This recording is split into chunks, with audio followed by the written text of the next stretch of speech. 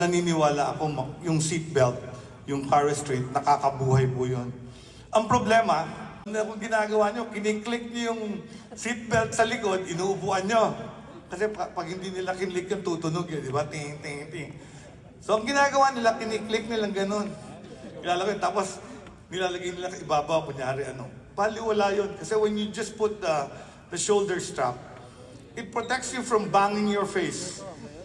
But it will not protect your pelvis from getting destroyed. Importante yan, kaya tinawag yan na 3-point seatbelt. Kasi yung lap belt is supposed to protect your hips and your hip joint and your pelvis para hindi siya mabasag pag nag-crash kayo. At yung shoulder strap is to prevent you from crashing in the window for maxillofacial injury.